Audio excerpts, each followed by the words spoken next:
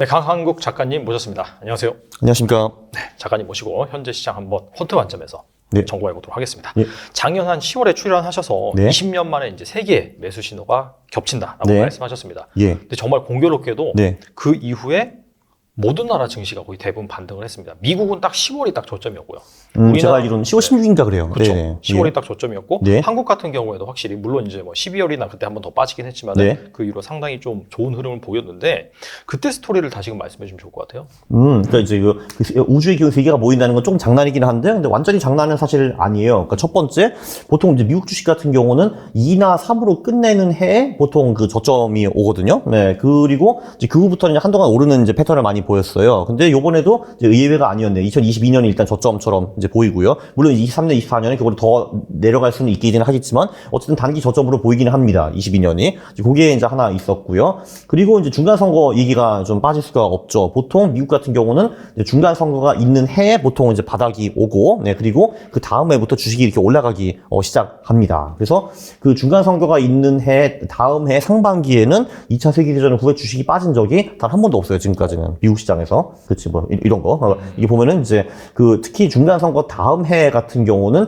그 미국 주식이 상반기에 빠진 적이 단 한 번도 없어요. 이제 여기 보면은 이제 1951년부터 2019년까지 이제 중간 선거 다음 해 수익률이 이렇게 다 나오는데, 하반기에는 보시다시피 이제 떨어진 구간이 몇 군데가 있는데 상반기에는 지금까지 늘 올라왔습니다. 그것도 상당히 재밌었고요. 그리고 이제 제가 내일 하고 다니는 건 11월 4월 얘기. 그러니까 11월 4월엔 주식시장이 좋고 5월 10월은 매우 안 좋다라는 그런 얘기를 하고 다녔고요. 이게 여기서 퀴즈를 또 안 낼 수가 없는데, 우리가 이제 1997년에 1억 원이 있었으면은 그때 IMF이기 때문에 강남에서 아파트를 살 수가 있었습니다. 근데 그때 우리가 아파트를 안 사고 코스닥 지수에 5월에서 10월까지만 투자를 하는 거예요. 6개월 동안. 1년에 6개월 동안 투자를 하고, 그리고 6개월 쉬고, 그렇게 투자를 했으면은 그 1억 원이 얼마가 됐을 것 같습니까?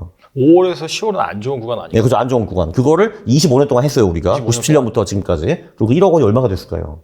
1억 원이 한 1,000만 원 됐나요, 그러면? 아, 거의 맞추셨는데 800만 원입니다.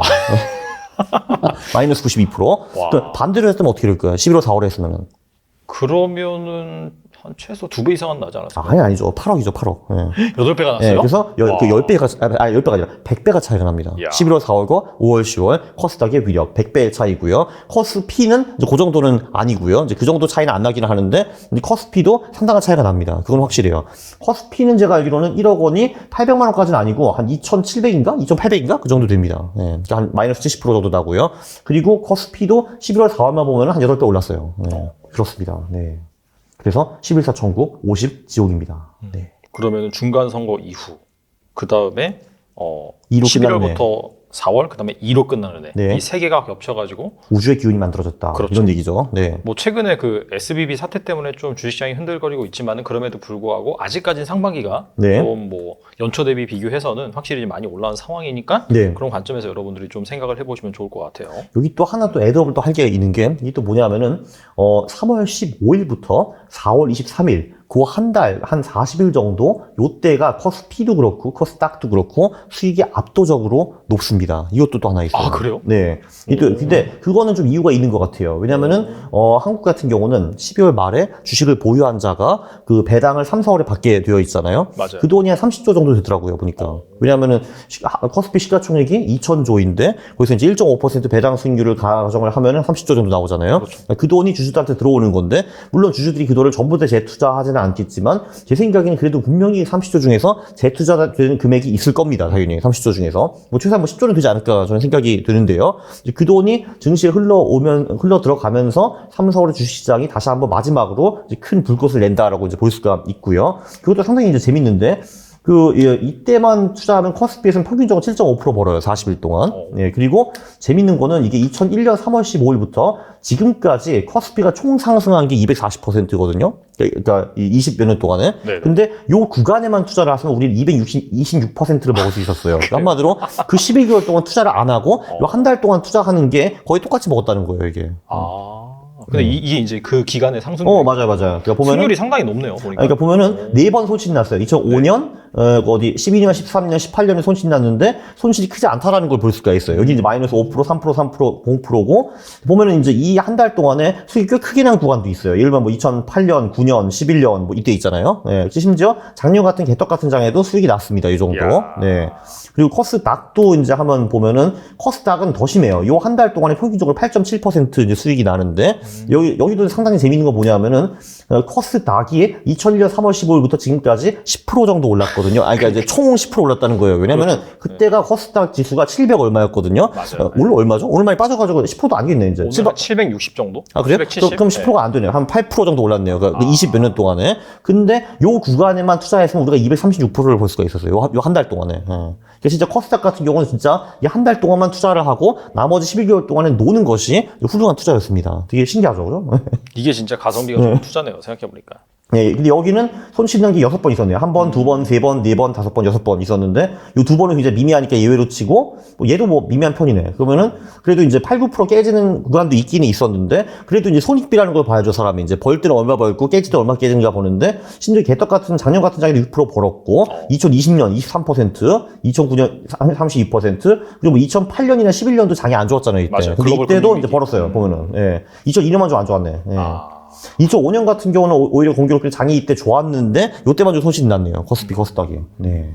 이게 이제 예전에 저희 그 채널 나오셔가지고 네. 약간 그 3, 4월 달에 좋다라고 말씀하셨는데 그게 요 얘기예요. 맞아. 그렇죠. 네네. 약간 배당이 들어와서 그런 것이 아니냐고 그때 그죠. 말씀하셨는데 이걸 네. 좀 데이터로 이제 확실히 좀 네. 보여주는 그런 부분이라고 말씀드릴 수 있을 것 같고 네. 그런 관점에서 최근 좀 시장이 어지럽긴 한데 네. 약간 좀 뭐 저가 매수를 노려봐도 되지 않을까라는 생각이 들긴 한데 그건 알아서 판단하셔야겠죠, 그죠? 네, 그래서 사실 저도 네. 이제 이거를 만들면서 그러니까 제가 지금 이제 그 계좌에 여기저기 보니까 은근히 현금들이 좀 있더라고요. 그래서 네네. 이거 무슨 현금? 이거 해가지고 이걸 다 갖다 때려 박으려고 했는데 근데 이제 그 실리콘밸리에서 뭐 이상은행이 망했다고 하잖아요. 근데 짜증난 게 전 솔직히 이제 연준 같은 경우는 별로 두렵지가 않아요. 왜냐면 이제 그 이유는 이제 작년 같은 경우는 연준이 금리를 0.5%에서 5% 10배 정도 이제 올린 거잖아요. 사실 이 정도면은 이제 그 상식적으로 생각해봐도 경제에 큰 충격을 미칠 수밖에 없어요. 왜냐면은 그냥 아주 심플하게 생각하면은 월에 100만 원 이자 내는 사람이 1000만 원을 내야 되는 거잖아요. 물론 이제 꼭 그렇다는 건 아니지만 그거는 엄청난 충격을 주는데 사실 지금 같은 경우는 이제 뭐 금리가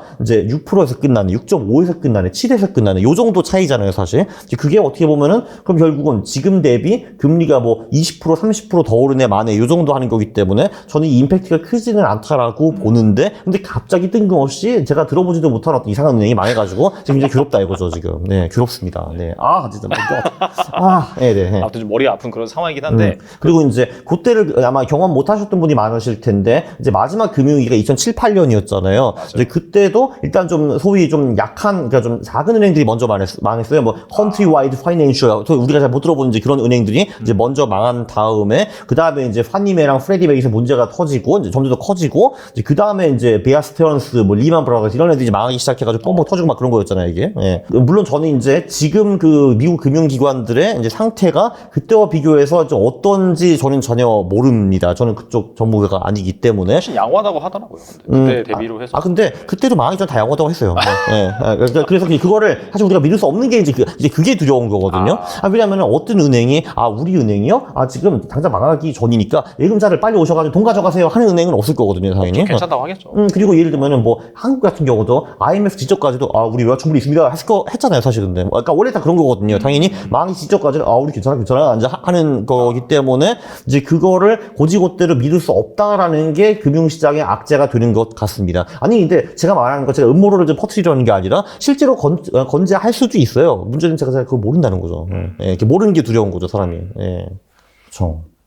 알겠습니다. 네. 일단은 뭐 퀀트 역사적으로는 뭐 3월 15일부터 4월 23일까지는 괜찮았다. 네. 그걸 좀 감안을 하시고 물론 이제 그렇다고 해서 무조건 투자하는 것보다도 최근에 이러한 사태까지 좀 고려를 하셔야겠죠. 그러니까 저도 그래서 투자를 하긴 할 건데, 그러니까 저는 이제 왕창 들어가려고 했는데 이제 왕창에 못 들어간다라는 거죠, 지금. 그래서 그러니까 이제 어느 정도 비중을 줄인다라는 거죠, 들어갈 때. 진짜. 네.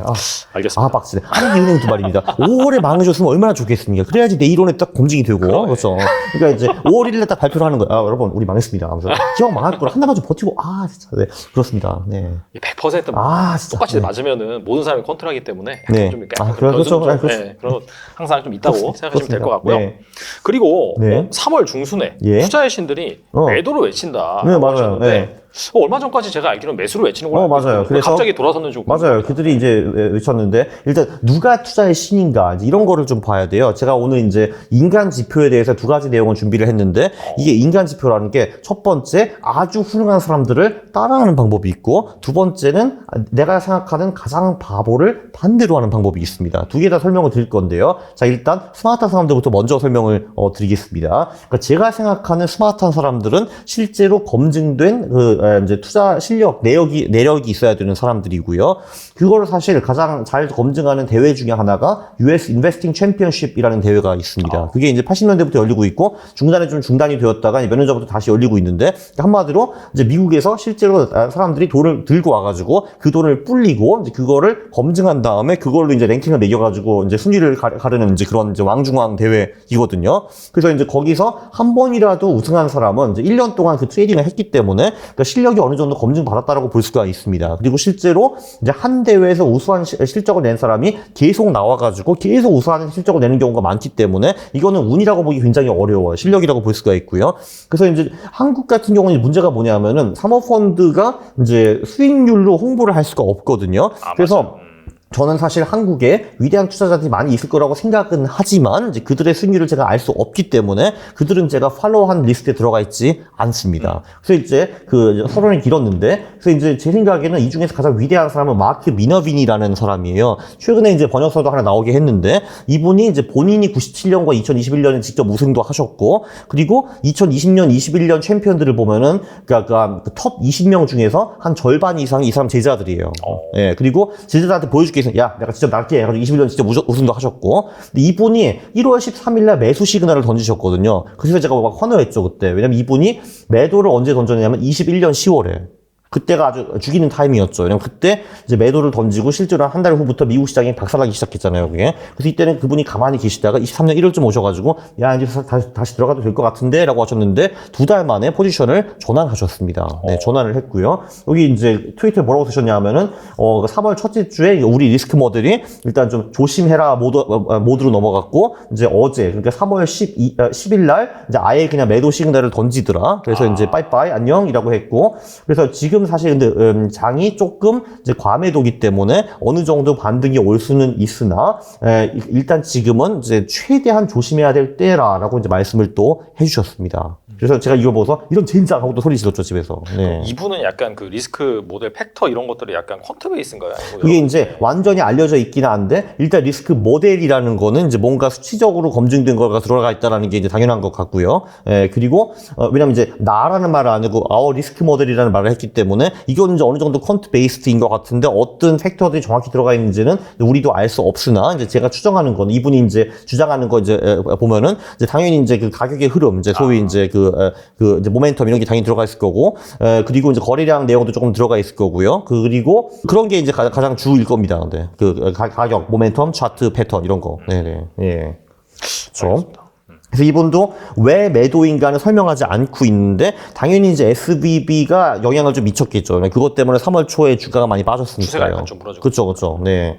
근데 이분뿐만이 아니라 약속같이 전부 다 3월 12일에 이제 많은 초고수들이 매도를 던졌어요. 사실 이 데이비드 라이언이라는 아저씨는 이제 시장의 마법사라는 책으로 나오시는 분이에요. 80년대부터 레전드이고 요 대회에서 85, 86, 87년 연속으로 3년 우승하신 이제 분인데 이분이 놀라운 게 트위터에서 2022년부터 계속 리딩을 해주시는데 거의 다 맞았어요. 미국 장에 대해서. 그러니까 이제 그래서 이제 이분 최근 리딩은 1월에 야 이제 뭐 S&P 사도 될 것 같은데 그때 이제 386이었어요, 스파이가. 야, 한 410까지 간다. 410까지 가더라고, 한 달 만에. 가니까, 410 갔네. 야, 근데 지금 이제, 판에 매물이 많이 나와가지고, 당분간은 390대 430까지 횡보일 것이다. 라고 하니까, 실제로도 횡보를 하더라고요, 근데 깨졌어요, 3월 10일 날. 네. 그래가지고 이제 또 나와야 되잖아요. 본인이 나와야 되잖아요. 그러니까, 스파이가, 그러니까 내가 말했던 그 횡보 레인지 390, 430 밑으로 떨어졌다.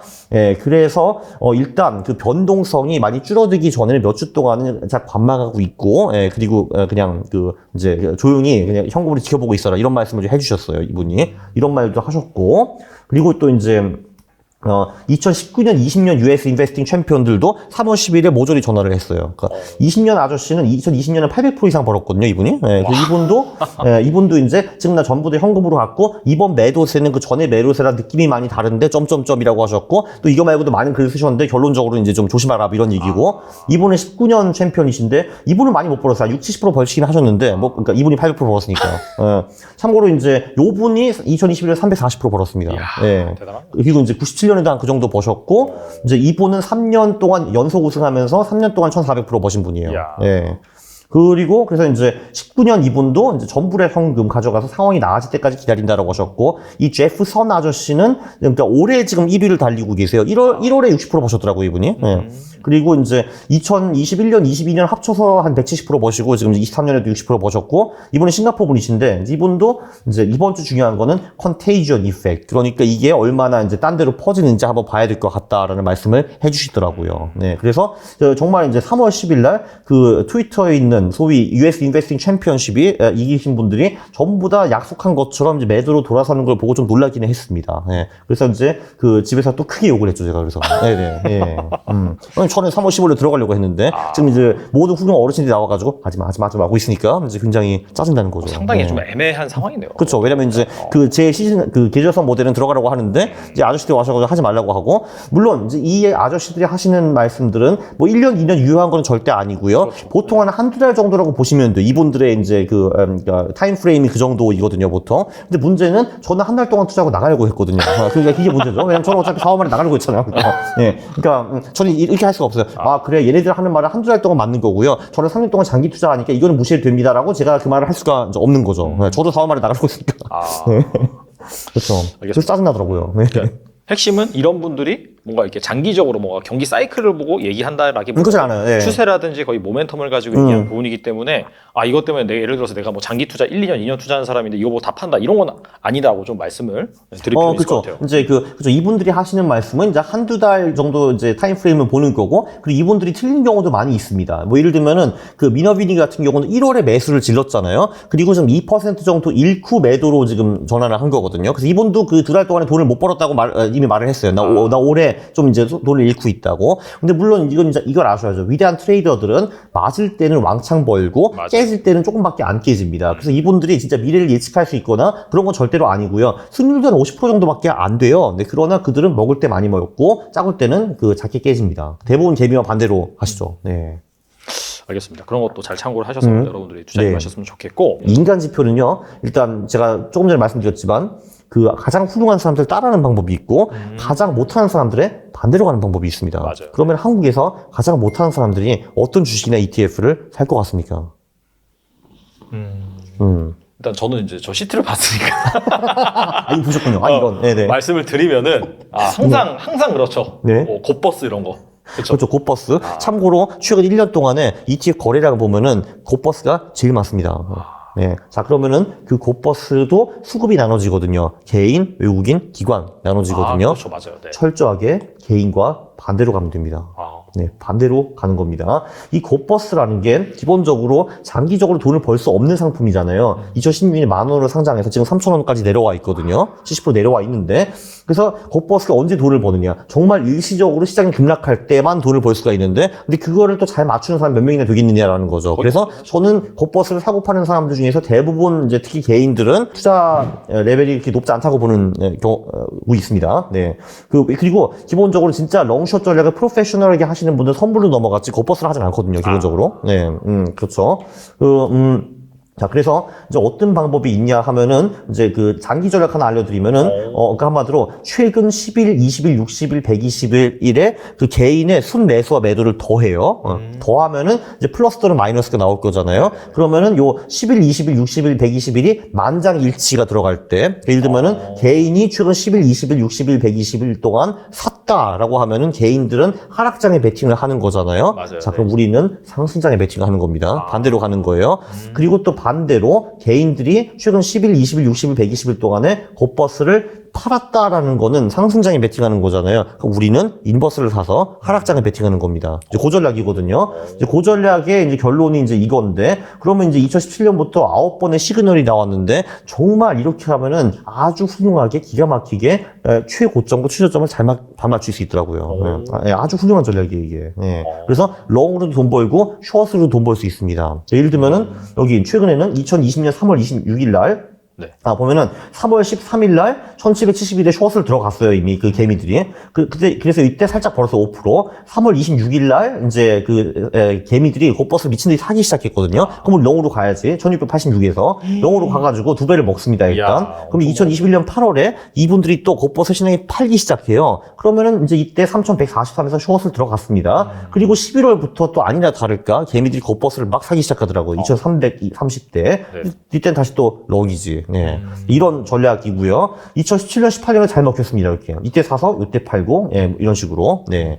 그래서 이제 요 전략이 이게 장기 전략이고, 이제 단기 전략은 이제 최근 3, 5, 10, 20, 60일 동안에 샀냐 안 샀냐 이거를 보고 하는 전략이고요. 보시다시피 거래가 좀 더 잦은데 총 수익은 좀 더 높습니다. 그리고 포트폴리오는 아름답게 우상향하고요. 야, 이렇게. 거의 네. MD가 거의 뭐 없네요. 이거 거의 없어요. 보면은 그 MD가 가장 높은 게 단기 전략은 한 5%인가? 그렇게 나오고, 장기 전략이 여기 한번 깨진 구간이 있어요. 2019년부터 20년 코로나 껴가지고 요때 14% 날린 구간이 있는데 그거 말고는 계속 벌죠. 네, 그렇죠. 네. 그래서 이제 한마디로 이제 그 개인들의 겉버스와 반대로 가는 방법. 그러니까 그게 상당히 유력한 방법이에요. 네. 그러니까 인간 지표인데 이거는 반대 지표죠, 한마디로. 네. 이게 마켓 타이밍을 잡을 때 이거 활용은 상당히 좋겠네요. 이거 상당히 좋아요. 상당히 좋아요. 네. 겉버스 반대 매매. 네. 알겠습니다. 마지막까지 좋은 꿀팁 남겨주셔서 감사드리고. 그렇죠. 그래서 지금은 참고로 지금 이제 장기 전략이 11월 2일에 매수 전화했는데 그 지금 보니까 3, 5, 10, 21일은 순매도인데 60일, 120일은 아직은 순매수더라고요. 그래서 그래서 이제 그러니까 그 모든 시그널이 이제 완전히 플러스로 마이너스 바뀔 때 우리는 시그널을 변경하는 거죠. 근데 지금은 아직은 아닌 것 같아요. 아직은 매수 시그널. 예. 보니까 이제 뭐 작년 연말 그리고 올해 초 같은 경우에 이제 작가님의 영상을 보니까 올해 주식 시장이 오를 확률이 90%다. 그런 네네. 말씀을 예. 하셨어요. 네. 근데 뭐 지금 상황이 좀 애매하잖아요. 아직도 네. 이제 그렇게 생각을 하시는지 궁금합니다. 그래서 저도 이제 그거를 좀 분석을 좀 이제 해봤는데, 자, 일단은 이제 그 좋은 거는 이제 조금 전에 말씀드렸던 그 계절성 패턴들, 그러니까 이제 세계 우주의 기운이 겹치고 아직은 11월, 4월이고 하고 이제 그거는 이제 아직도 유효한데, 예. 그리고 이제 뭐 이런 것도 있어요. 그 보면은 미국도 그렇고 한국도 그렇고 1월의 수익이 되게 중요해요.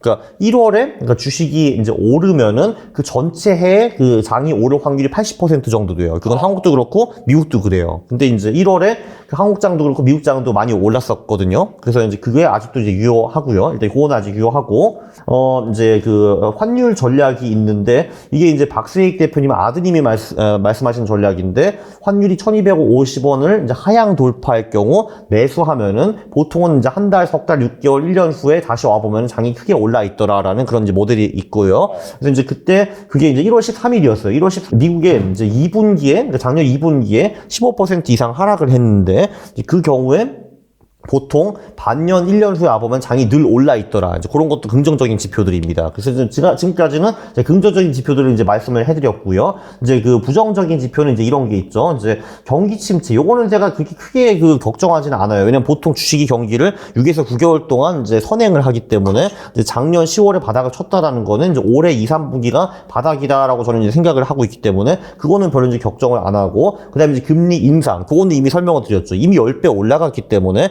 여기서 뭐 지금 0.5% 올리네 마네 하는 거는 저는 그렇게 크게 중요하지 보지는 않고 있고 그리고 장단기 금리 역전 그러니까 이제 경기 침체가 이제 그 장단기 금리 역전에서 오는 경우가 종종 있기는 있었는데 그렇다고 해서 주식이 장단기 금리 역전 후에 무조건 떨어지는 건 또 아니더라고요. 제가 분석을 해보니까 그래서 이런 게 안 중요하다는 건 아닌데 사람들이 생각하는 것보다는 그게 덜 중요하다라고 저는 생각을 하는 사람인데 네 근데 이제 초고수들이 전부 다 하락으로 전망을 했다. 그리고 SVB 어쨌든 터져 있고 그게 지금 딴 은행들이 어떻게 영향을 미칠지 우리는 사실 알 수 없다라고 생각하기 때문에 제가 이제 한 달 전만 해도 90% 확률로 봤는데 지금은 확률이 그거보다 떨어진 것 같습니다. 네. 제가 지금 사실 7, 80%가 썼는데 제 감은 그냥 80보다는 70이 좀 더 가까운 것 같아요. 네. 좀 그렇게 보고 있고. 왜냐면은 사실 그러니까 이제 긍정적인 팩터들이 아직은 이제 안 유효한 거는 아닌데 확실히 그 이제 중요성이 조금 떨어지고 있고 그리고 초고수들이 세게 지른 거 이제 그게 좀 반영이 되기 때문에 저는 70% 언저리 아닐까 싶어요. 그냥. 네, 올해가. 네.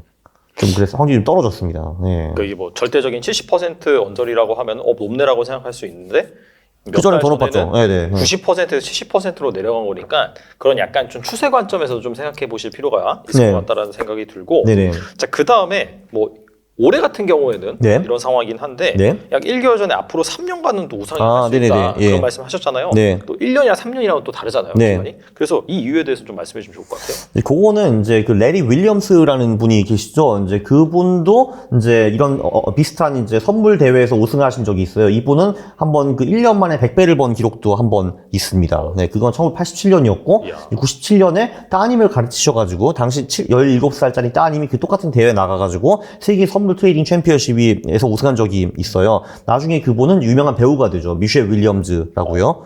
그래서 이제 그분, 그렇고, 이제 레리 윌리엄스 심지어 이런 것도 했어요. 이렇게 강의를 하면서 라이프 트레이딩을 병행을 하면서 100만 불을 번 사람이에요. 그러니까, 자, 여러분, 우리 은 선물 삽시다. 자, 여러분 이제 팔아야죠. 팝니다. 이런 식으로 100만 불을 버신 분이거든요, 이분이. 그래서 이제 이분도 전설 중에 전설인데, 이분은 특히 최근에 계절성에 많이 꽂혀 계세요. 그래서 왜 조금 전에 우주의 기운을 말씀하신 것도 사실 이분이에요. 레리 윌리엄스. 네. 그래서 이제 이분이 말씀하시기는 미국 주식은 60주년 패턴을 따른다라는 이제 이론을 펼치셨는데, 그리고 솔직히 근데 이 내용은 좀 신빙성이 지금 제가 말씀드렸던 딴 내용보다는 조금 떨어져요. 왜냐면 이게 주식시장이라는 게 기본적으로 단기가 아무래도 예측하기가 훨씬 더 쉽고 장기로 가면 갈수록 이게 복잡기이기 때문에 이런저런 요소가 많이 들어오기 때문에 예측이 점점 더 이제 어려워지는 거죠. 그래서 이제 어쨌든 이분은 60년 패턴을 이제 주장을 하시고 재밌는 거는 2022년 장이 1962년 장과 정말 많이 비슷했어요. 그러니까 그 62년 그 차트를 보고 2022년 차트를 보면 진짜 되게 비슷해요. 흘러가는 거 보면은. 근데 그런 말씀하시고 그런 이론으로 이제 보면은 한 2026년에 고점을 찍고 34년에 저점을 찍고 빌빌거리다가 2042년에 진짜 저점을 찍는다라는 거예요. 왜냐면은 이게 보면은 1922년과 82년이 실제로 미국 시장에서 가장 이제 저점 포인트였어요. 이제 1982년, 이제 그때부터 미국 시장이 18년 동안 대세 상승을 시작하거든요. 2000년까지. 22년도 마찬가지. 22년부터 그 대공황이오는 29년까지 미친 듯이 올랐거든요. 미국장이. 그래서 이제 그런 식으로 해서 2042년은 정말 완전 생바닥일 것이고, 근데 일단 지금은 26년까지는 이제 오를 가능성이 높다. 이런 식으로 주장을 하시는 건데, 근데 이거는 제가 보기엔 믿거나 말거나. 이거는 이제, 왜냐면 이게 솔직히 누가 뭐 10년, 20년 앞을 예상을 할 수가 있겠어요, 사실. 그죠? 네. 그쵸. 뭐, 그러니까, 이런 얘기였습니다. 그러니까 네. 이건 약간 차트 패턴에 따라서. 맞아요. 계절성 패턴. 네네. 예. 근데 그렇다고 해서 이 계절성을 이제 완전히 미신으로 무시하는 것도 좀 무리가 있는 것 같아요. 왜냐면은 맨날 11월, 4월에 수익이 좋고 5월, 10월에 안 좋은데 이런 패턴도 분명히 존재는 하는데 그렇다고 해서 이게 이제 매번 존재하는 건 아니고 그리고 이 패턴이 길어지면 길어질수록 이제 전망할 수 있는 그 확률이 낮아진다라고 이제 보시면 될 것 같아요. 네. 알겠습니다. 뭐 일단 그렇다면은 다시 약간 좀 기간을 좀 단축해서 네. 본다라고 한다면은 예. 뭐 헬로윈 전략 같은 네네. 경우에는 11월부터 4월까지는 매수고요. 그죠? 예. 매수한 다음에 보유를 하는 거죠. 예. 11월 달에 사가지고. 그 다음에 5월, 10월은 이제 5월 달에 매도를 하고 쉬는 기간. 네, 쉬는 그런 기간. 상황인데 네. 그러면은 마찬가지로 현재 이 포지션을 네. 한 4월 말 정도에 청산할 계획이신지 궁금하거든요. 그죠. 이제, 빠이빠이 하죠. 4월 말에. 네. 그쵸. 4월 마지막 주부터 주식 떨어지기 시작하니까 저는 그 전주에 빠이빠이 하겠죠. 네. 네. 네, 귀여운 주식들 날려버리네, 이제. 네. 내년에 또 보죠. 네. 아니, 내년이 아니지. 11월에 다시 보죠. 아무쪼록 뭐 이렇게 아까 이제 뭐 3월 한 15일부터 22일까지인가 23일까지인가 네, 예. 뭐 좋았던 그런 패턴이 역사적으로 나왔으니까 예. 올해도 좀 나와준다라고 한다면 약간 좀 기분 좋게 떠내보낼 수가 있겠네요. 그렇죠. 네. 그래서 저는 이제 SVB 사태가 이제 그 한두 개 은행에 이제 제한되는 거를 간절히 바라고 있습니다. 네. 알겠습니다. 이게 확실히 확인되지 않은 불확실성이 가장 좀 무섭잖아요. 그죠. 그런 네네. 부분 때문에 약간 뭐 미국 정부에서 나서서 이제 뭐 예금자 보고 다 해준다라고 해도 네네. 또 제2의 제3의 그런 또 은행들이 파산 사태가 날까봐 지금 시장이 두려워하고 있는데. 그렇죠. 왜냐면 이 금융위기라는 게 다 이게 만들어지는 이유가 다 있기는 한데 그게 터진 후에 보통 그게 밝혀지거든요. 왜냐면 솔직히 2007년 전에 미국 은행들이 뭐 이상한 파생 상품 가지고 이제 부동산 쪽에 이제 그런 거를 했다는 거를 누가 알았어요, 사실. 그러니까 몰랐잖아요, 사실 사람들이. 네.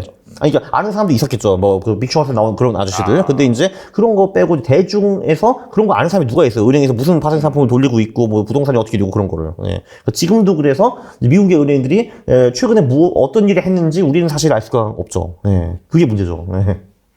알겠습니다. 아무튼 시간이 네. 좀 지나봐야지 좀 네. 결론이 날 것 같습니다.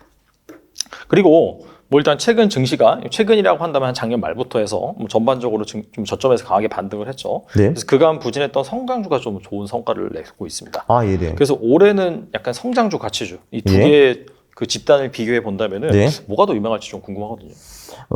요거는 이제 의외로 좀 장기적으로 답변을 해야 될 것 같고요. 이게 또 그 장기 전망은 어렵기는 한데 그렇다고 해서 이게 또 불가능한 거는 아니에요. 몇 가지 지표들이 있기는 합니다, 사실. 그러니까 이게 예를 들면 우리가 이제 잘 아는 뭐 퍼나 PBR 같은 거 있잖아요. 그게 특히 미국 시장 같은 경우는 그 1년 앞을 내다볼 수 있는 그런 영향력은 전혀 없어요. 그러니까 예를 들면 미국 시장이 고평가되어 있다라고 해가지고 떨어지는 것도 아니고 저평가되었다 해서 오르는 건 아닌데, 근데 예를 들면은 장이 경고평가되어 있으면은 한 10년 후에 바라볼 때 수익이 매우 저조하게 나오고요. 그리고 이제 장이 저평가되어 있다라고 하면은 10년 후에 바라보면 장이 많이 올라있을 경우가 훨씬 더 많습니다. 그런 걸 볼 수가 있는데, 그래서 이제 지금 이런 거를 연구하신 분들이 꽤 많이 있어요. 특히 뭐 AQR 이런 데서 이제 연구를 많이 하고 있는데, 최근에 특히 한 2017년부터 그 성장주가 굉장히 강세였고요. 가치주가 굉장히 좀 빌빌거렸죠, 거기서. 그래서 이 보면은 이제 이들은 가치주와 성장주는 어떻게 구분하냐 하면은, 가치주는 저 PBR이고 이제 성장주는 고 PBR예요. 그러니까 고퍼 고 PBR라고 보시면 돼요, 성장주는. 그리고 저퍼 저 PBR가 가치주다, 이렇게 이제 구분을 두시는데, 근데 이제 재밌는 게 뭐냐 하면은, 그러면은 당연히 성장주의 퍼와 PBR가 가치주보다 높은 거, 그거는 맞기는 맞는데, 근데 그것도 정도라는 것이 있다라는 거죠. 그러니까 한마디로 예를 들면 뭐 이제 가치주가 뭐 한 퍼가 10이다라고 하면은 뭐 성장주는 뭐 20 하면 이제 2배 정도 차이가 되는 거잖아요. 근데 지금은 그 차이가 너무나도 벌어져 있다라는 것이 AQR의 주장입니다. 그러니까 이제 당연히 성장주가 성장을 하기 때문에 퍼가 더 높은 거는 맞기는 맞는데, 근데 가치주의 퍼가 10이고 그 성장주가 50이면 그게 맞는 거니? 라고 이제 답변을 하는 거죠. 그럼 차이가 너무 많이 벌어지지 않았느냐라고 말하는 거고, 이제 그 이유 때문에 과거의 사례를 보면은 이렇게 성장주와 가치주 차이가 너무 많이 벌어졌을 때는 가치주가 성장주를 역전해 버린다라는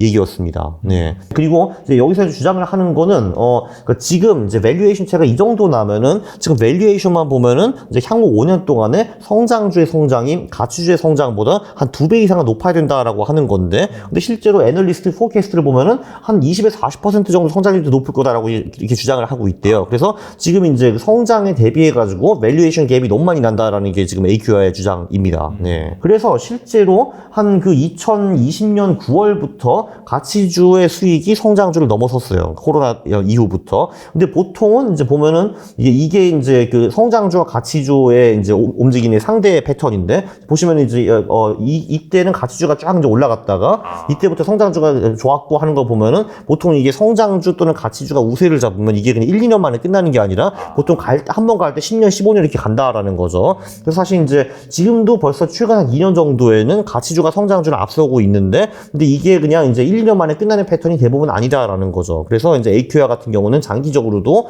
가치주가 성장주보다 수익이 높을 것이다, 이런 식으로 이제 분석을 하고 있습니다. 네.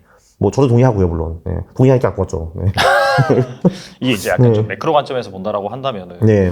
약간 지난 10년간에 계속해서 저금리였잖아요. 네. 그런 부분이 있다 보니까 네네. 성장주가 아웃퍼폼을 했는데, 이번에 이제 갑자기 한 40년 만에 인플레이션이 등장을 하고, 하워드 막스라든지 아니면 그다음에 뭐 레이 달리오도 마찬가지고, 캠프시도 그렇고, 네. 약간 이제는 좀 다른 세상이 열렸다. 네. 이제 금리가 예전처럼 막 제로 금리 베이스로 나가지지 않고 그냥 중금리 시대가 올 것이다라고 하면서 한 2, 3% 정도 그 정도를 보는 것 같더라고요. 네. 그렇게 된다라고 한다면 확실히 약간 성장주의 그런 밸류에이션 프리미엄이 낮아질 수밖에 없고, 네. 그런 상황에서는 좀 가치주들이 좀 유리할 수 있는 환경이 지속될 수 있다라고 생각할 수가 있겠네요. 그렇죠. 그것도 이제 확실히 이제 중요한 것 같아요. 왜냐면 이제 성장주라는 거는 미래의 현금 흐름의 현재 가치를 봐야 되는 건데, 이제 말씀하신 대로 금리가 많이 올라가면은 할인율이 높아지기 때문에 미래의 현금 흐름의 가치가 현저히 줄어들게 되는 게 이제 맞는 거죠. 그래서 그런 경제적인 이제 논리도 있는 것 같고, 그리고 이제 이분들이 주장하시는 거는 뭐 그것도 그렇지만, 일단 기본적으로 성장주가 너무 비싸다, 이런 거죠. 너무 많이 올랐다. 그렇죠. 왜냐면 이제 똑같이 1달러를 버는 기업이 가치주라고 해가지고 10달러에 팔리고, 얘는 성장주기 때문에 얘도 이제 순이익이 1불인데 50불에 팔리고 있다. 이게 맞는 것이냐? 이제 이런 거죠. 네. 그러니까 어떻게 이렇게 차이가 많이 날 수가 있느냐, 뭐 그런 거죠. 네. 알겠습니다. 네. 약간 좀 발상의 전환을 통해서 좀 새로운 시각으로 볼 필요는 있을 것 같아요. 사실 너무나 뭐 빅텍이 뭐 최고다, 뭐 앞으로 4차 산업혁명이다, 막 그런 얘기 나오면서 네. 계속해서 갈 것처럼 그런 뭐 사람들이 생각을 하고 있는데 아닐 수도 있다. 그러니까 제 생각에는 이제 그쪽이 아무래도 스토리텔링을 짜기가 굉장히 좋잖아요. 그리고 그렇죠. 사람들이 맞아요. 환타지를 이제 자극하기도 굉장히 좋고. 근데 이제 과거를 보면은 그 이제 늘 빅테크가 앞서갔던 게 아니에요. 예를 들면 70년대 같은 경우는 이제 에너지 산업 이쪽이 이제 굉장히 잘 됐었고, 이제 80년대는 뭐가 주도했는지 모르겠다. 80년대는 아시아의 시대였죠. 그죠? 제가 알기로는. 그리고 이제 90년대 다시 빅테크가 왔고요. 저기 뭐 인터넷이 어쩌고 하고 있었고. 닷컴 버블 걔를 이제 다 몰락했고, 이제 2000년대에는 다시 이제 뭐 에너지 뭐 이쪽이 많이 왔다가. 신흥 쪽 많이 올랐죠. 그렇죠. 그 다음에 2010년대에 다시 이제 빅테크가 왔고, 그게 2020년대에 계속 지속될 수 있는가는 이제 우리가 알 수가 없다. 왜냐면은 그 늘 빅테크가 이 세계를 주도해 나간 게 아니라 중간에 딴 친구들이 와가지고 주도했던 경우도 상당히 많았다라고 볼 수 있습니다. 네. 그런 관점에서 여러분들이 생각해 보시면 좋을 것 같습니다. 네.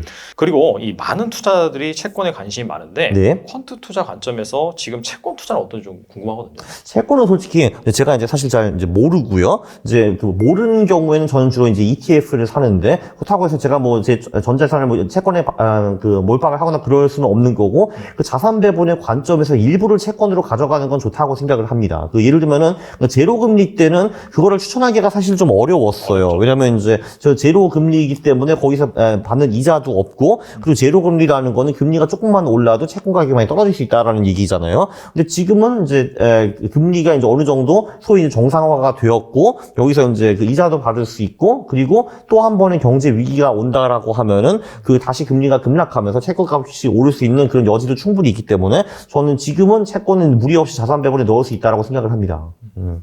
알겠습니다. 그리고 이제 책에서 소개해 주신 한국형 올레더 전략. 한국형 올레더. 네, 네. 여기에서 말씀해 주시면 좋을 것 그러니까 한국형 올레더의 이제 이론은 이제 이런 거죠.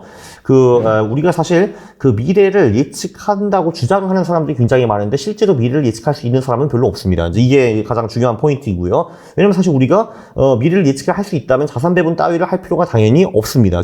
그냥 그 오르는 주식을 사면 되는 거니까요. 근데 이제 그게 불가능하고 이제 그게 불가능한다는 걸 우리가 그냥 받아들인다고 하면은 우리는 어떤 자산군이 오를지 모르기 때문에 그냥 모든 자산군을 통으로 다 사버린다라는 개념에 도달할 수가 있습니다. 그게 이제 왜 그러냐 하면은 사실 자산군의 수익을 결정하는 두 가지 요소가 경제 성장과 물가 상승인데 이걸로 이제 4개의 시나리오를 만들 수가 있습니다. 예를 들면 물가가 상승하는데 경제는 뭐 그럭저럭 좋고 또는 이제 두 번째 시나리오는 물가는 오르고 경제도 안 좋고 뭐 세 번째 시나리오는 물가도 하락하고 경제는 좋고 네 번째 시나리오는 물가는 하락하고 경제는 나쁘다. 이런 식으로 나눌 수가 있는데 보시다시피 각 시나리오별로 잘 나가는 자산군도 있고 못 나가는 자산군도 있습니다. 네. 근데 이 문제는 뭐냐 하면은 일단 지금 당장 우리가 어떤 계절에 와 있는지 평가하는 것도 굉장히 어렵고요. 뭐 지금은 확실한 거는 물가는 이제 좀 높은 것 같은데 경제가 좋니 나쁘니 하면 그것도 사실 좀 상당히 의문스러운 답변이거든요. 왜냐면 미국은 예를 들면 경제가 꽤 좋아 보이고 내 체감 경제는 안 좋아 보이고 이런 경제가 좋은 나쁜 거야 이렇게 되는 거잖아요 이게. 맞아요. 사실 지금 당장 진단도 하기 어려운데 사실 더 중요한 거는 그러면 3개월 6개월 후에 경제가 어디로 갈 것이냐 진단을 해야 되는데 그건 더 어렵겠죠 당연히. 네, 그래서 예를 들면은 제가 이제 알아요. 6개월 후에는 물가도 하락하고 경제도 좋아질 것이다 하면은 여기서 실무자산과 달러화를 빼고 주식과 채권만 사면 되는 거잖아요. 근데 그게 이제 할 수가 없다는 거죠 우리가 예측이 불가능하기 때문에. 그래서 그냥 여기 있는 거 통으로 다 사자라는 것이 그 아이디어입니다. 자산 배분의 아이디어. 그러니까 주식, 채권, 실무자산, 달러화에 전부 다 동시에 투자를 하자. 그러면은 이 4개 시나리오 중에서 어떤 시나리오가 와도 우리는 행복할 것이다. 이제 이런 얘기고요. 그리고 이제 구체적으로 어떻게 하는가? 이제 한국에서는 이런 ETF를 가지고 투자를 할 수가 있습니다. 여기 보면 이제 그 미국 주식이 여기 있고, 한국 주식이 여기 있고, 여기 한국 채권, 미국 채권, 그리고 금 ETF. 이렇게 요 비중으로 이제 투자를 할 수가 있어요. 이게 보면은 채권, 그러니까 안전자산이 50%이고, 그리고 주식과 실물자산이 어떻게 보면은, 그러니까, 이게 그 위험자산인데 이것도 50, 그러니까 50대 50으로 나눴고, 그리고 한국과 미국도 50대 50으로 나눴습니다. 채권과 그 주식이 각각 이제 똑같은 비중으로 들어간 거를 이제 볼 수가 있죠. 그래서 이런 식으로 해가지고, 이 경제가 어떻게 변하든, 어떤 시나리오가 오든 크게 상관없이 우리의 포트폴리오는 우상향하는 이제 그런 전략을 만들 수가 있고요. 사실 제가 이 전략을 직접 만든 게 아니라, 이제 김성애 작가님이라고 아주 훌륭하신 분이 계시는데, 이제 그분이 이제 최근에 책을 2권 내셨는데, 그 한 책에서는 이 전략을 K 올레더라고 하시고, 두 번째 책에서는 GAA라고 하시더라고요. 글로벌 애셋 엘로케이션이라고 말씀하셨는데, 이제 그분 같은 경우는 이제 채권 비중이 이거보다 조금 더 작고 그 대신에 현금을 좀 넣으셨더라고요. 저는 이제 보고서 현금이 굳이 들어갈 필요가 있냐? 야, 그거 빼고 그것도 그냥 채권에 갖다 박자 해가지고 이런 식으로 제가 조금 변형을 했어요. 네, 근데 결국 이 아이디어는 김성일 작가님이 이제 만드신 겁니다. 네.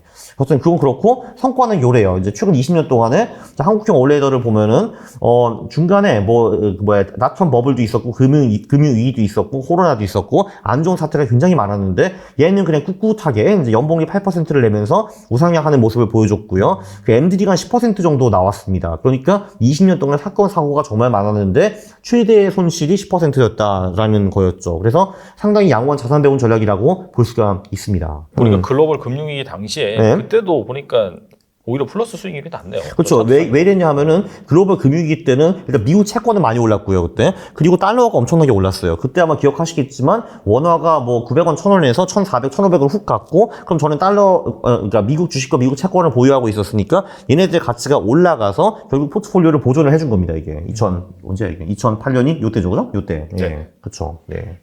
이제 사실 주식 투자하다 보면은 그 심리가 가장 중요한데 네. 거의 한 심리가 한 70-80% 정도 차지한다고 하더라고요. 예. 사람마다 좀 다르긴 하지만. 예. 그래서 그 부분에 있어서 그런 것들을 꽉 잡아줄 수 있는 그런 포트폴리오라고 생각하시면 좋을 것 같고, 그래서 사실 뭐 복리 수익이 뭐 저거밖에 안 되라고 생각하실 수 있겠지만은 예. 그 심리를 커버해준다라는 부분이 상당히 좀 좋지 않나 그런 생각이 드네요. 사실 근데 이 전략도 직접 써보면 심리적으로 굉장히 어렵습니다. 왜냐면은 이게 하락장에는 좋기는 한데 상승장이 오면은 속된 말로 정말 개나 소나 다 200% 300% 버는 것 같거든요. 내 근처에 있는 사람들이 이 사람들이 우후 하시잖아요. 전부 다 그래서 우후 하고 있는데 넌 얼마 벌었니?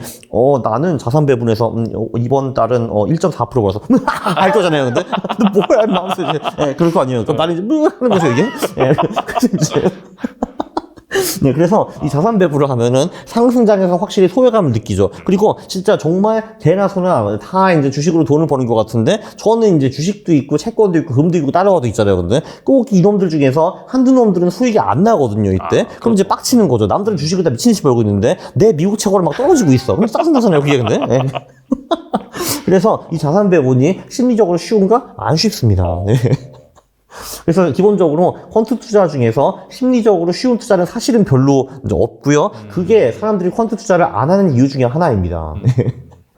네. 약간 좀, 그래도 하세요. 네. 약간 좀 뭐 스토리나 그런 걸 좋아해서 퀀트 투자를 안 하는 부분도 있지만은 네. 방금 말씀하신 상승장에서 상대적으로 좀 재미가 없기 때문에 네. 사실 닭쪽동 강아지가 지붕 쳐다보듯이 약간 그게 약간 가장 네, 맞아요. 가장 힘들잖아요. 사실 네. 투자자가. 자, 그러면은 개별 투자력이 없는 거예요. 개별 투자력도 당연히 있어요. 걔네들은 수익이 굉장히 좋긴 하긴 하는데 그 대신에 얘네들은 하락장에 다른 주식과 마찬가지로 반토막 납니다.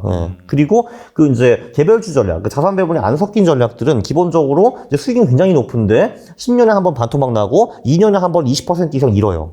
그게 이제 보통이거든요. 그 개별주 퀀트 전략이 보면은. 근데 그것도 사실은 심리적으로 버티기가 굉장히 어렵죠. 이렇게 2년에 한 번씩 20%씩 얻어 터지고 그러면요. 네. 근데 이게 보면은 이제 주식으로 돈 벌기가 쉬운 것 같아도 정말 어렵다는 게 방금 그런 것 같아요. 그 심리, 네. 약간 소외되는 네. 그런 것들을 잘 컨트롤하는 게 정말 어렵지 않나 또 네. 그런 생각이 들고요. 그래도 이제 저는 기본적으로 그 말을 하죠. 야, 그냥 재미없게 퀀트로 돈을 벌래? 아니면 재미있게 비퀀트로 돈을 잃을래? 라고 제가 보통 이제 말을 많이 하고 다닙니다. 네. 아니, 그러니까 뭐 장단점은 있네요. 재미가 있는데 돈을 잃고 그 대신 재밌잖아요. 스릴도 있고. 네. 재미는 없는데 돈을 벌고. 네. 뭐 정서는 안 가도 되고요. 그렇죠. 그러니까 강원랜드 안 가고 집에서 잃을 수 있어요. 얼마나 좋아 이게. 그래서 뭐 재밌잖아요. 그럼 되죠 뭐. 네. 알겠습니다. 네. 그리고 이제 무작정 따라하기 네네. 책을 또 출간하셨잖아요. 예. 거기서 최종 포트폴리오 4개를 소개해 주셨는데 네네. 딱 하나만 말씀해 주시면 뭐가 있을까요? 그건요. 조금 전에 여기 제가 한국형 원래도 설명드렸잖아요. 네네. 여기 보면은 미국과 한국 주식이 좀 ETF 들어간 거를 보실 수가 있을 거예요. 근데 이거를 그냥 개별주 전략으로 바꿔 끼는 거예요. 요런 전략. 네, 요렇게. 그렇게 하면 뭐 나름대로 그래도 이제 연봉리 15% 20% 벌 수 있고 MDD도 꽤 낮아요. 10% 이하로. 더 낮네요. 네, 좀더 낮아져요. 개별주라는 게? 그쵸. 왜냐면은 그 ETF보다 얘네들이 수익이 압도적으로 높기 때문에 이제 전체 포트폴리오 수익을 캐리해 주는 게 있고, 이 기본적으로 MDD라는 게 수익을 내면은 이제 MDD가 안 생기는 거잖아요. 이게 기본적으로. 맞아요. 네. 그래서 이제 이렇게 되는 거고요. 네. 그러면 이제 이 개별주 퀀트 전략이 이제 무엇인가, 뭐 그것도 뭐 보여드릴 수 있습니다. 보여주면 네. 좋을 것 같아요. 그럼 이제 그러니까 제가 책에 소개한 전략은 요 전략이고, 뭐 이거 비슷한 전략들이 굉장히 많습니다. 일단 기본적으로 저 같은 경우는 광고를 내려야 되는데. 이제 한국에서 투자를 하는데, 그러니까 이르면 적자 기업이라든지 뭐 관리 종목 이런 이제 나쁜 친구들을 일단 다 지워 보이고요. 저 같은 경우는 중국 기업은 그러니까 한국에 상장한 중국 기업을 의미하는 거고요. 맞아요. 저는 보통 소형주에만 투자를 합니다. 그러니까 시가총액 하위 20%만 저는 투자를 보통 이제 하고요. 그리고 이제 다음 페이지로 넘어가서 좋은 팩터들은 주로 이제 가치 팩터라든지 또는 이제 성장 팩터 이런 데서 찾아볼 수가 있습니다. 그러니까 예를 들면은 가치 팩터 여러 개 있기는 하는데 뭐 저는 이제 이런 것들을 써요 보통. 그러니까 뭐 이런 근데 딴 거로 써도 괜찮습니다 사실. 그러니까 크게 이제 문제는 차이는 없고요. 그 이거 있고. PGPR. 그러니까 이게 퍼는 이제 아실 거고요. 이제 이거는 시가총액을 순이익으로 나눈 거고, 그렇죠. 그러니까 PSR은 시가총액을 매출액으로 나눈 거고, PGPR은 시가총액을 매출 총이익으로 나눈 지표이고, 포어는 시가총액을 영업이익으로 나눈 지표입니다. 그래서 요 네 개를 쓰고, 그리고 이제 성장 쪽에서는 그 매출액 성장률 있고요. 그리고 매출 총이익, 영업이익 그리고 순이익 요 네 개 지표가 성장하는 기업들에 이제 주로 투자를 하게 되고요. 이제 이건 이제 한번 돌려볼 수가 있죠. 이제 이런 식으로 이제 투자를 했으면은 이제 우리가 그 얼마를 벌 수 있었는가 뭐 이런 거요. 뭐 1,000만 원으로 투자를 했다고 치고 리밸런싱 구간은 분기에 한 번 이제 이런 기업들을 이제 한 20개 정도 사가지고 분기에 한 번 이제 돌리는 식으로 투자를 했다라고 하면은 20개 종목 하고 분할 매수 넣고 그리고 백테스트 돌아가면은 그럼 이제 이런 식으로 이제 소형 성장 가치주들을 이제 사가지고 분기에 한번 리밸런싱을 했으면은 이제 얼마를 벌 수 있었나 그런 거를 이제 가늠해 볼 수가 있습니다. 네, 그럼 기간은 언제부터 언제까지? 2003년부터 23년, 20년이고요. 네. 근데 이제 최근 10년, 5년, 뭐 3년 알고 싶다면 그것도 이제 뽑아줍니다, 얘가. 네, 그렇죠, 이게.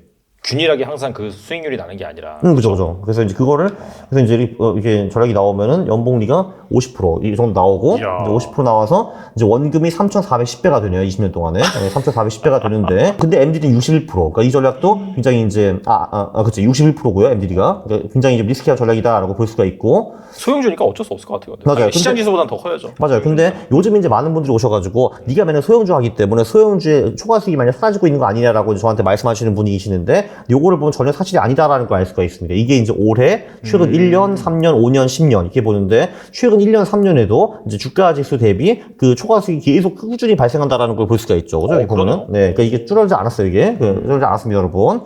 심지어 올해도 10% 초과 수익이 나오고 있어요, 보면은. 네. 그리고 근데 이제 이게 매년 돈을 버는 거예요. 그건 아니죠. 이제 보시면은 2008년에 돈 많이 잃었고 이때. 네. 그리고 또 언제 이러냐? 17년에 돈을 잃었어요. 예를 들면 17년 같은 경우는 삼성전자만 올라가지고 지수는 올랐는데 이제 우리의 소형주들은 개박살 나는 경우가 이렇게 있고요. 근데 물론 그거 빼고는 다 잘 돈을 벌었고 요 플러스라는 거는 이제 주가 지수보다 수익이 높았다라는 거를 의미를 합니다. 네. 근데 보면은 그래도 이제 이렇게 61% 깨진 적도 있고 48% 깨진 적도 있고 20% 이상 깨진 게 총 10번이나 되네요. 그죠? 10번. 그러니까 20년 동안에. 그러니까 이런 걸 보면은 이렇게 그러면 가만히 있으면은 3,400배 받는 거냐? 그건 맞기는 맞는데 근데 이제 못 버티는 사람이 대다수라는 거죠. 거의 대다수. 예, 왜냐면 이게 어려우니까, 이때가 어려우니까. 예. 보면은 기간으로 보면 요 기간이 어려웠다라고 하는데 이 기간이 짧지가 않아요. 이게 한 번 안 될 때 2, 3년 동안 안 되는 거니까 이렇게. 네, 그렇죠. 2, 3년. 네. 보면 이렇게 반토막 나기도 하고 그리고 막 한 달에 30% 날아가는 경우도 있어요. 2008년 10월 이럴 때 네. 코로나 때도 한 달에 16% 날아갔고 작년에는 심지어 10% 이상 깨진 달이 3번이나 있었어요. 6월, 9월, 12월 이렇게. 안 좋았죠, 뭐 사실. 그러니까 이게 하드코어거든요. 이게 이제 그냥 숫자만 보면 이거 내가 버틸 수 있겠네 하는데 직접 하면은 굉장히 이렇게 어려움이 따르죠. 이게 실질적인 어려움. 네. 그렇습니다. 네. 알겠습니다. 그러면 이제 그래서 결론은 그래서 한국과 미국은 이 똑같은 전략을 넣어가지고 요 전략으로 이제 주식을 투자를 하는 거죠. 예. 미국도 제가 똑같은 전략을 투자하고 있는데 미국 주식은 되게 재밌더라고요. 그러니까 여기는 상하한가가 없기 때문에 정말 와일드하게 움직이거든요. 훨씬 더 그럼 변동성이 큰가요? 맞아요. 변동성 훨씬 더 크고 그래서 이제 지금 보니 제가 이제 그 지난주가 포트폴리오를 봤는데 150% 이상 주식 오른 주식들 몇 개가 있었고 그리고 이제 50% 꼬라박은 주식들도 몇 개 있어가지고 결국은 플러스더라고요. 네. 그것도 이제 10월 말에 제가 요 전략을 한국, 미국 똑같이 사용하고 있어요. 네. 네. 그럼 한국이 좋아요, 미국이 좋아요? 지금 그러니까 최근 몇 개월은 둘 다 비슷했어요, 그냥 수익률이. 예, 얼추 비슷했고.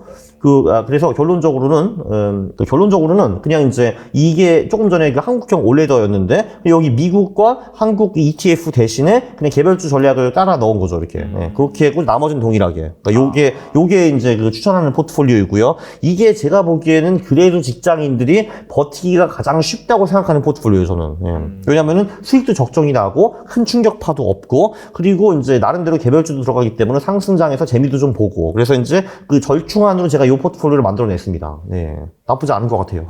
이게 주식 네. 비중이 보니까 이제 실물자산 제외하고는 35%니까 네, 맞아요. 너무 네. 낮은 거 아니야라고 생각할 수가 있는데 앞서서 이제 보여드렸던 그 개별 네. 펀드 투자 전략을 보면은 뭐 MDD가 이제 뭐 60%, 마이너스 60%. 60%니까 네, 네.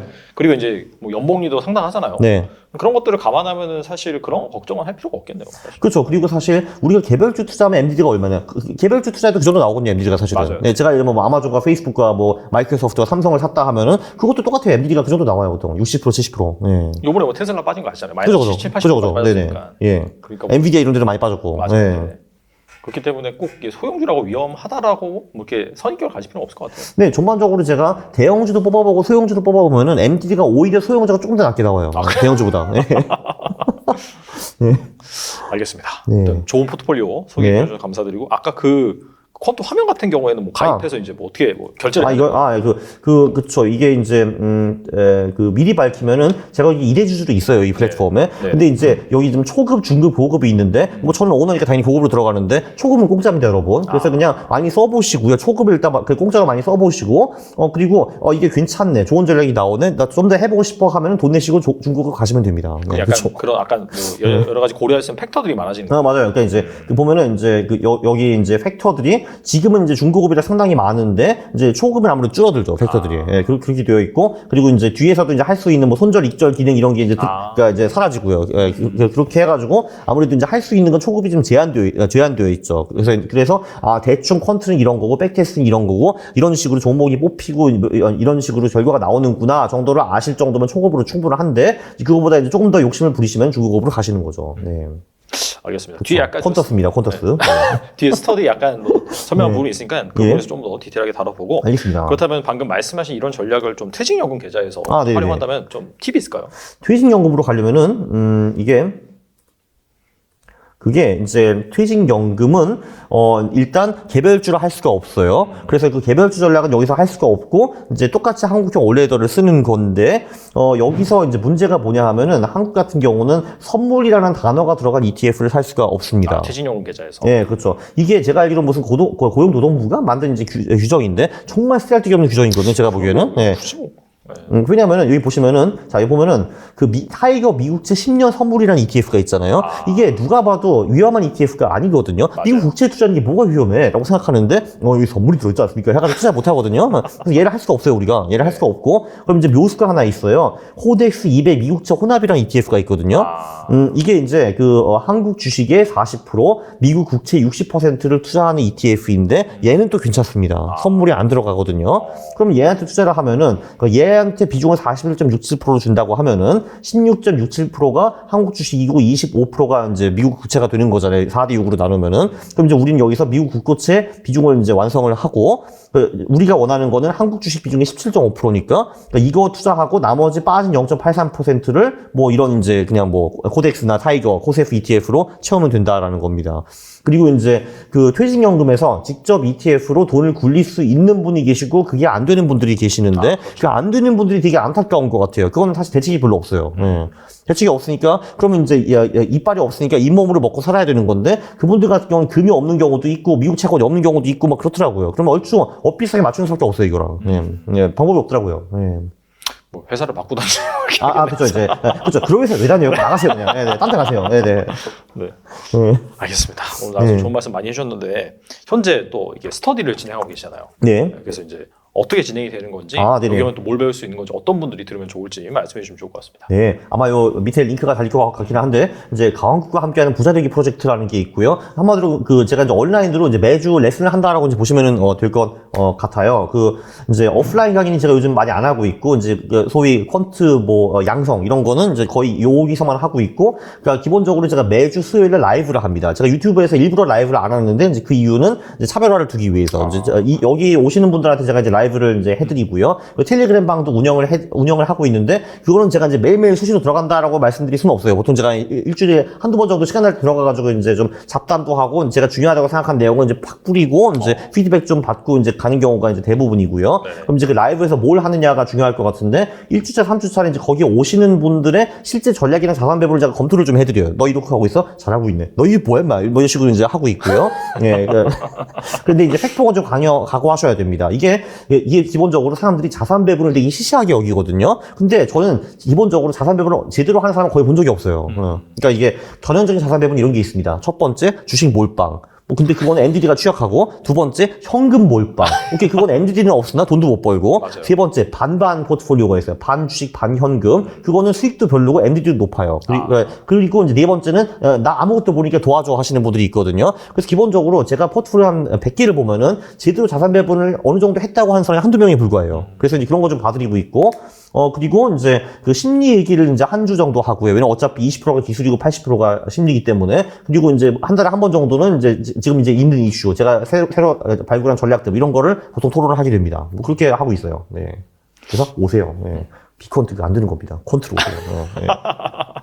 뭐 콘트가 재미없다라고 네. 이제 일반적으로 알고 있는데 네. 아마 작가님과 함께하면 재밌지 않을까. 아, 너무 재밌어요. 그리고 또 되게 중요한 게 그런 것 같아요. 약간 같은 그런 생각을 가지고 네. 같은 또 투자관을 가지고 모여가지고 스터디하고 서로 이제 약간 좀 커뮤니티 활동을 하면은 혼자 하면은 정말 뭐 한 달 수익 안 나오면 에이 하고 안 해 할 수 있지만은 계속해서 이렇게 끌고 간다라고 한다면은 그 계속해서 콘트를 실천할 수 있는 그런 부분도 있으니까 그런 관점에서 혼자 하는 것보다 같이 하는 게 좋을 것 같아요. 그 이제 그래서 이제 저도 이제 텔레그램방에 가서 보면은 거기서 많이 알아서 같이 으쌰으쌰 하는 경우가 굉장히 많더라고요. 그리고 이제 또 사실 거기 계신 분들이 다 이제 레벨이 천차만별이기 때문에 이제 그러니까 제가 한 수준에 다 맞출 수는 없는 거잖아요. 그래서 이제 그걸 잘 이해를 못 하시겠다 하시는 분들 거기서 질문을 주시면은 그 상급자들이 답변을 해주시는 경우도 굉장히 많더라고요. 그리고 이제 그 어떤 사람이 이 컨티가 되는 거예요, 힘들어요 하시면은 또 우르르 모여가지고 아니야 임마 하면 돼, 괜찮아 이제 이것도 해주시거든요. 근데 이제 그런 게 확실히 좀 있더라고요. 같이 캐리해서 가는 거고, 중요하죠. 네, 그게 있는 것 같고, 그래서 사실 이제 저는 이제 온라인도 그렇지만 오프라인 재테크 모임도 굉장히 중요하다고 봅니다. 왜냐면 거기서 나랑 이제 비슷하게 생각하는 사람들이 모여가지고 같이 으쌰으쌰 하고, 그러면 이제 얘가 으쌰으쌰 하니까 그럼 나도 부동산이나 주식 조금이라도 공부해야지 이런 게 분명히 좀 생기는 것 같더라고요. 저는 그런 모임들이 굉장히 중요하다고 봅니다. 네. 여러 가지 지표, 그 다음에 또 마케팅 자문법까지도 말씀해 주셨는데 네. 정말 여러 가지가 있습니다. 여러 가지가 있고 여기에서 이제 나와 맞는 전략이 또 무엇인지 결정을 해야 돼요. 그래서 그런 부분 궁금하시면은 또 작가님 채널 가서 꼭 보시고, 그 다음에 정말 나는 정말 재미보다는 돈을 벌고 싶다 그렇죠. 라고 하신 분들 같은 경우에는 스터디도 한번 가입하셔가지고 저희가 링크 달아드릴 테니까 감사합니다. 한번 네. 이용해 보시면 좋을 것 같습니다. 네, 지금까지 강한국 작가님 나와주셔서 감사합니다. 감사합니다. 이번 3월 투시형 세미나의 주제는 두 개입니다. 하나는 챗GPT 의미와 활용, 그리고 투자자 측면에서 챗GPT를 어떻게 봐야 되는지. 두 번째 주제는 지금 금융위에서 STO 증권 발행을 허용했는데요. 이게 토큰 증권이거든요. 이게 기업들의 측면에서 어떻게 활용 가능하고, 또 개인들은 투자 측면에서 STO 증권을 어떻게 봐야 되는지, 이러한 주제가 되겠습니다.